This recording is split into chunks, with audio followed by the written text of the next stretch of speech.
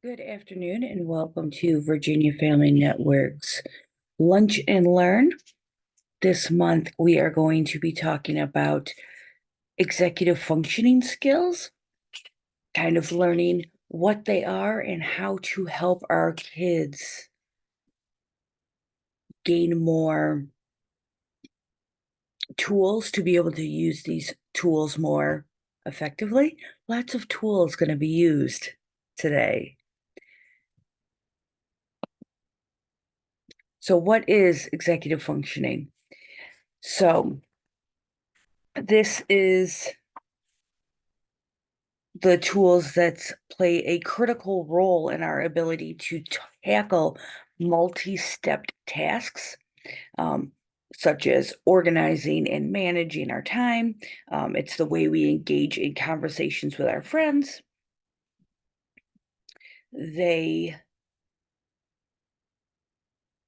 um, are what helps us process our thoughts before we say them. So it's kind of like helps with that filter so we're not so impulsive in our words.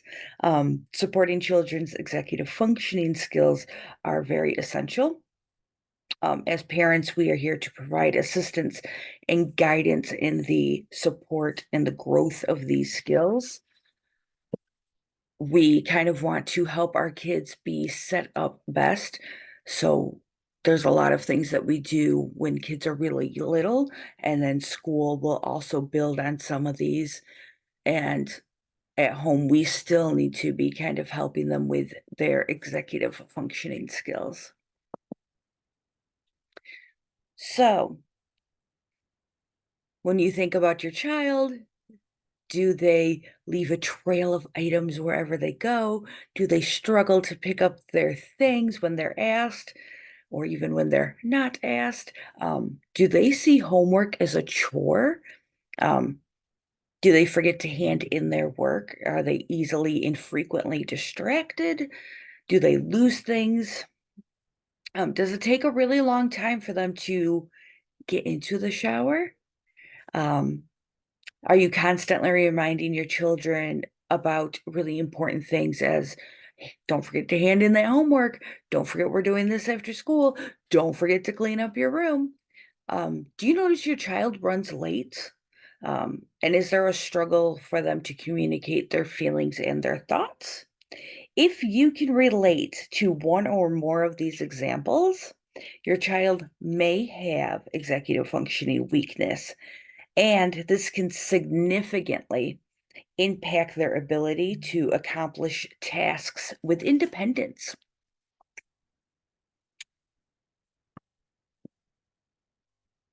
So, executive functioning skills are really a big deal when it comes to what we're able to do. Um, and they're so important because these skills are essential for success in various areas of life, as in school and work and personal relationships. So, just a few things that having really strong executive functioning skills can do is it really builds that independence as our kids get older. They start learning about problem solving and multi step problem solving. They learn social skills. It helps improve memory. It helps with time management and it helps with attention. And you'll start to notice how a lot of these skills overlap each other. Um, so there's skills like time management, but that also helps with problem solving could help with time management. All of these kind of help us to become more independent and feel like we kind of have that under control. Um, so you'll see how they're kind of rely on each other. So the truth is, even if just one family member has poor executive functioning skills, it can infect the whole family. Um, I'm sure we've felt this way when we're trying to get out the door and we're asking our kids, get your socks on, get your shoes on, we're getting late, come on, come on, come on. And the multi-step is kind of getting them behind, or the time management piece of this could be it. Like, we're gonna leave in 10 minutes, and a little bit of time blindness comes in, and they don't know how long 10 minutes can be. But like our little example says, if one family member kind of slacks in executive functioning skills, like a game of Jenga, the whole family feels very wobbly. Um, there are, however, many strategies that can help to strengthen these skills. Um, over the next few slides, we are going to share some tips to help with executive functioning skills. So we're going to talk about time management. And this is just a very brief, very small glimpse of kind of what time management skills are, or how we can strengthen these skills. So time management is the ability to accurately estimate the required amount of time, or how much time one has to effectively meet deadlines, get tasks done when the next event is happening. It also includes an awareness that time matters. So, a few essential time management skills include being able to prioritize, um, assigning a level of importance, to different tasks to ensure that these tasks of higher importance are done first. Um, to use skills effectively, someone needs to understand not only how long a task may take, but when the task is also due. This way, they can prioritize the tasks that are due first on the top, um, but also having the tasks that take longer in the places that they need to be. Um, so basically, if there's a really big task and it's going to take them 2, 3 weeks to accomplish, but also knowing that there's daily things that need to be done. So how do we get all of that done and not waiting until the very end to try to rush and get the big assignment done instead of planning it out easily? Which brings us into our next skill, which is being able to plan these things, being able to analyze the task, or set the task, or a set of tasks, and develop a schedule for their completion. So again, this is really big, so it's not going to be done in one day, but there's some little things that have to be done within the timeline of the bigger task, or that can be done, so we can get the little things out of the way, and knowing how to make that um, work. Um, so developing schedules and plans is really helps with time management. And then lastly is goal setting, which again falls right back into planning and prioritizing, but these are kind of the defined points of completion that you have set up for yourself. So I'd like this much of the bigger tasks done by this date. I'd like these little tasks done by these dates.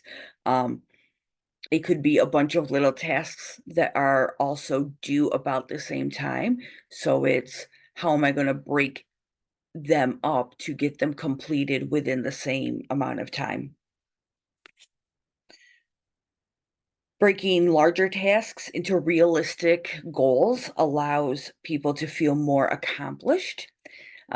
So this really helps with those super big tasks too, to break it down into smaller goals, and helping our kids figure out how to do that. Um, and not just assignments per se, but my child has some breaking down into realistic goals as something that she's still working on. So being able to be like, oh, my room is a big mess, but where do I start? They also get this kind of like freeze because they don't know where to start. So sometimes, to help them learn how to break these bigger tasks down, you may need to be like, do this piece first, do this piece next. When that is done, then do this. Um, So for cleaning a room, it may look like, getting all the dirty clothes where they need to go and putting all the clean clothes back in the drawers, back in the closet. Um, and then now that the bed is cleaned off, being able to make the bed and then clean off the dresser. So helping them see what a breakdown might look like. This will also help children stay motivated because they can see the progression of things being done. So we're going to talk a little bit about problem solving. Problem solving skills come into play when we assess the necessary steps to achieve a desired outcome. This involves the ability to analyze the situation, define possible solutions, and evaluate the most effective approach. Tips to strengthen these skills include doing some scenarios with kids can really help. Um, find a really good time and just be like, oh, what if? Kind of helps with their critical thinking skills. It helps with their problem solving skills, of course. Um, but being able to then say, what if you woke up late and you didn't have your lunch ready for school, but you were going to miss the bus? You know, what would your plan be? How would you get ready for school? How would we work through that situation? And doing it together. So there's no really hard information on them or s- problem solving skill, and you're helping them work through these. Um, Another thing that really helps with problem solving skills are um, thinking games. So games like Jenga, Uno, chess, checkers, anything that where you kind of have to think of what the next move may be, but also if you make that move, what else could happen? Um, so a lot of these kind of next level thinkings or forward thinking, but then as you're getting your kids to play games, as it's fun and it brings your family together, you can also help them understand like this is what it's like when you're a problem arises, like so this would be a problem, we're playing Jenga, and if you take this piece, the tower may topple. But if you take another piece, it makes it easier for me to find a loose piece. So lots of ways to get them to think and talk through these problems. Something that helps with executive functioning skills is organization. And then if you haven't noticed yet, that there's things with problem solving and with time management where having a really strong organization skill would then set you up for success in other areas. So when it comes to organization, this is having and maintaining systems that keep track of tasks and materials. Staying organized provides the support of knowing what you need to be done and where the things are to complete these tasks. Staying organized also reduces stress and improves the ability to think clearly. This skill can be taught, and there are many ways to strengthen these skills. Using a planner or a calendar can help keep track of the tasks that are needing to be done and and knowing which order to do them in. So again, when we're talking about bigger tasks, breaking those up into small sections and having those laid out, um, and then being able to see kind of the littler things that still have to be done. Sometimes the visual really helps people. Especially when you think about, is your child a visual learner? Are they a tactile learner? So if they're visual, it's there, it helps them. But if they are kind of that tactile where the writing helps them remember things, then having a paper planner would really help them because they have to write those dates in each time. Um, It's also helpful to spend a little time at the end of the day, at the end of the week, reorganizing everything, kind of getting everything reset at the end.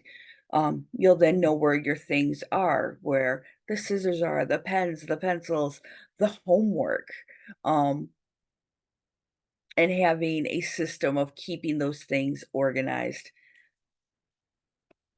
Even though you can give your kids all these tools, for a while, they may really need you to help them put these tools into play. Um, so you can buy them a planner, but you may need to be the one helping them be like, this is how we're going to set the planner up on a daily basis, on a weekly basis. Um, you can find calendars that have a big month and then it's broken down by week after that, which can be really helpful. This helps me see the month in a whole. Oh, wow, I have a lot to do.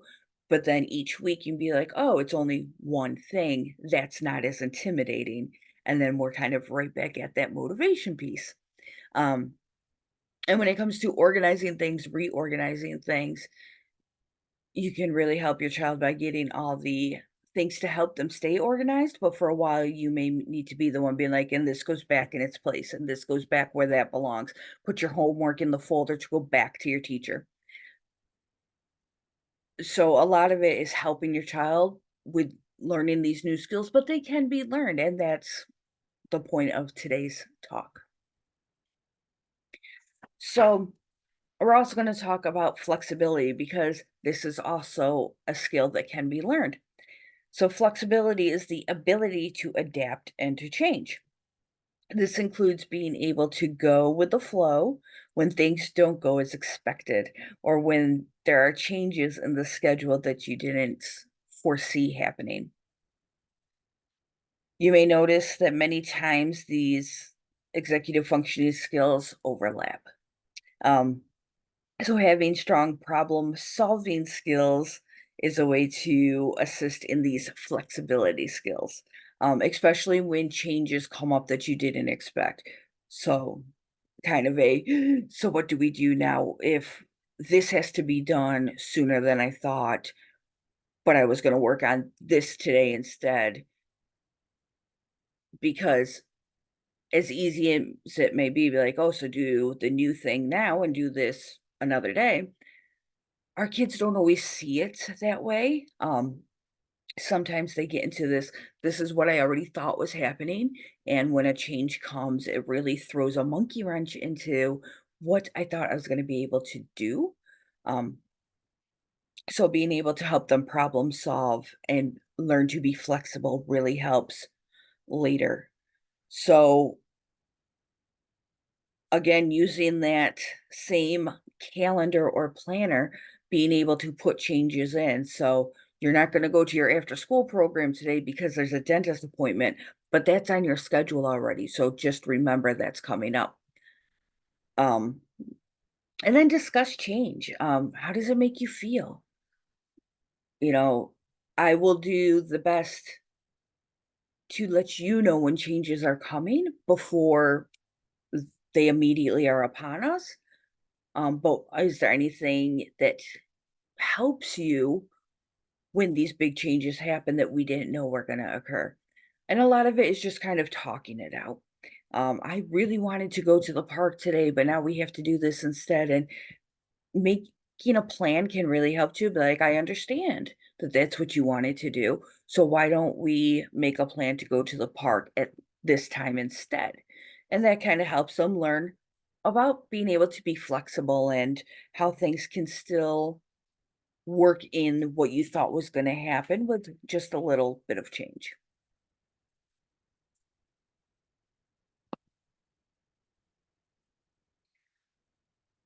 So, here are some examples of what executive functioning can look like at home.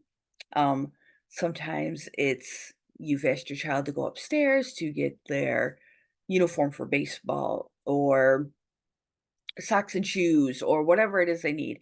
But then your child goes upstairs but then comes back downstairs and didn't remember what they were supposed to do. But all of this is now you're starting to run late.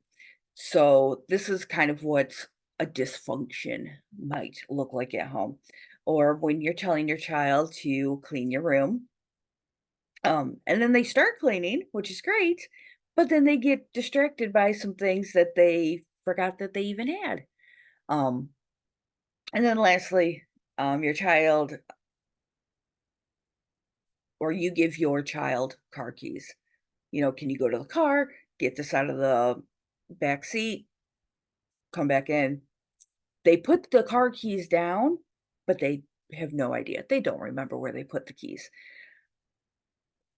And a lot of this, if you remember kind of the few examples that we went over before, not being organized and not having time management, not being able to do something that's multi-stepped, multi-processed. So working on these skills to help our children do better. So what does executive functioning or the lack of executive functioning look like in school? Um, so when the class is asked to complete missing work and the teacher notices that your child is kind of getting distracted by others or having a hard time staying on task, when the class is given a project to be completed in 2 weeks, but your child is having a hard time estimating how long that would take to complete or how to break that down into those smaller manageable tasks to get that done in a timely manner. Um, or when students is having a hard time keeping their desk, their locker, their book bag clean and organizing. But this is also then resulting in the student having a hard time completing their homework, or it's always getting lost, or the tools that they need to complete in classwork, they're having a hard time finding. So again, that time management, that organization, that planning, all those things are kind of lacking and need to just be strengthened. So now we're going to play a little bit of true or false. Um, I'm sure a lot of this will be very easy. So children with executive functioning difficulties are lazy. Um, So this is false, obviously. Many factors play a part in why it may look like someone is being lazy. This includes poor time management, the ability to start tasks, um, not knowing the steps to start, um, being disorganized, not knowing where the tools are to get to the things done, not remembering what needs to be done, being distracted by what's going on. Lots of reasons why when you ask something and it's not getting done, and it's not necessarily always that they're refusing to do or that they're too lazy to do. Children are born with a predetermined e- executive functioning abilities. So there's a predetermined standard of what each person is going to have. So this is also false. Executive functioning skills, like most skills, are taught. This means that they also can be strengthened. So as people continue to use these skills and find new ways to help strengthen these skills, is how they're going to be able to do better. Executive function abilities and related skills can only be supported in a school setting. So I know I talked about this the very beginning, but again, this is false. Executive functioning skills can be taught in any setting. So as I said before, they start when they're really young and they're at home and we're teaching them these things even before they go to school. And then school, obviously, they're there for so long during the days that they really get to learn more skills there. But then there's still things that I, as an adult, am still working on and finding new ways to strengthen these skills. Um, Honestly, organization is not always the best skill that I have, but I find things that help me to stay set up for success. So being able to keep my things together, to know where my stuff is, um, and that is something that I am still learning. So This isn't a as a young child, if you didn't learn it, you're never gonna learn it. This isn't as a you were supposed to learn these things in school. It's a continuously being learned skills. So, when we talk about executive functioning, it isn't that these kids or these people are being lazy. This isn't defiance, and this isn't a lack of intelligence. They want to do these things, um, but they just don't have the skill set to do them at the best that they absolutely could. So, as I've been saying so much, that these skills can be taught, but we have to have patience with our children. But again, as I was saying, even about myself, with other people in general, and even with yourself, if you're noticing that you're kind of lacking in some things, have patience with yourself and kind of find some ways to strengthen the skills that you already have. And to remember that there are no quick fixes. Um, As I was saying before, for a while, you may have to really do these things with them to help them know how to do it.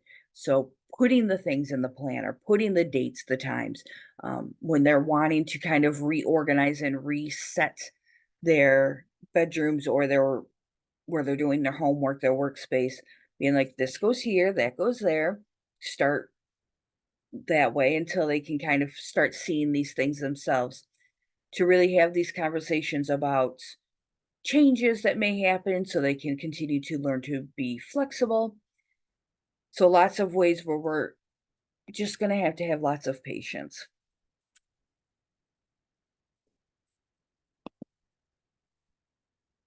So, these are the resources and some of the sites that I have used just to find this information. And the one at the very top is a self assessment. So, if you would like these slides, please let me know and I can share them with you. Um,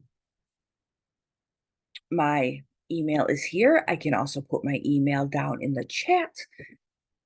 So if you need to get a hold of me for any reason, and then as always, thank you so much for spending a little bit of your Tuesday afternoon with me. And I look forward to seeing everyone and continuing to present these kind of things with you.